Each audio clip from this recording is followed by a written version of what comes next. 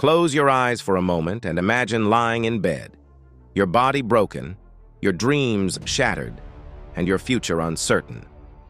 Most people would give in to despair. But Frida Kahlo did something extraordinary. She picked up a paintbrush, turned a mirror toward herself, and began to transform her pain into art.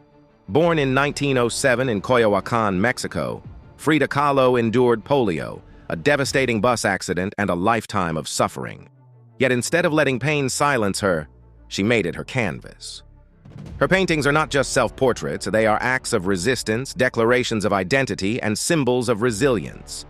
That is why today I will be speaking on the topic. Frida Kahlo's defiant art beyond pain, the story of how a woman turned wounds into strength and suffering into a legacy that still inspires the world. Early life and tragedy. From the very beginning, Frida's life was difficult. At the age of 6, she contracted polio, which left her with a limp. She learned to hide her insecurities by developing a bold personality and a unique sense of style. But when she was 18, her life changed forever. A bus accident left her with a broken spine, pelvis, ribs, and leg. She would live with pain for the rest of her life.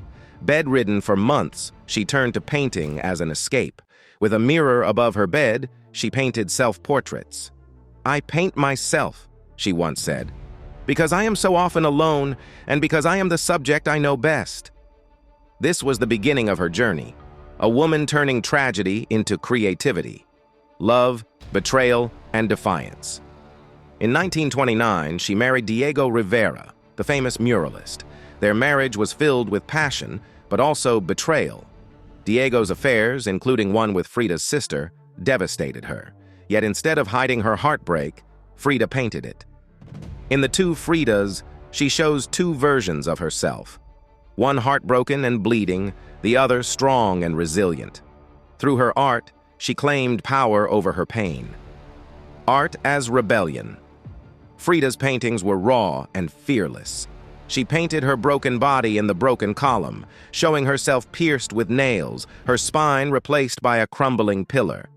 In Henry Ford Hospital, she painted the grief of her miscarriage. These works shocked the world because they revealed what society often silenced: the struggles of women, the pain of illness, the reality of loss. But Frida's art was also an act of cultural pride. She wore traditional Tehuana dresses, braided her hair with ribbons, and filled her paintings with Mexican symbols and animals. She celebrated her roots and refused to conform to European standards of beauty.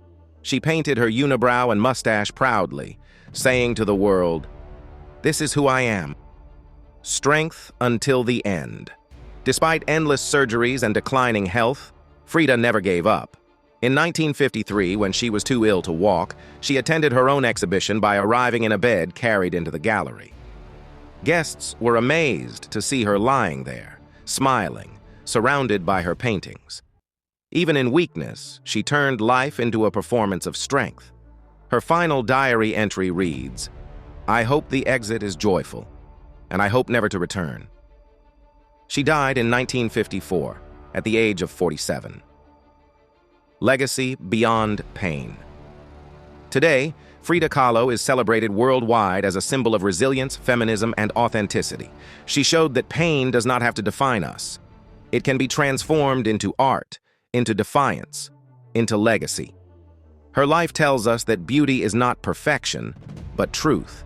She reminds us that we can endure more than we think we can, and that even in suffering, we can create something unforgettable. Conclusion. Frida Kahlo's story is not just about tragedy. It is about turning pain into power, wounds into wisdom, and suffering into strength. She lived with honesty, painted with courage, and loved with intensity. And even though her body was broken, her spirit was unbreakable. That is why, decades after her death, Frida still inspires us, because she showed the world that art, at its core, is defiance beyond pain.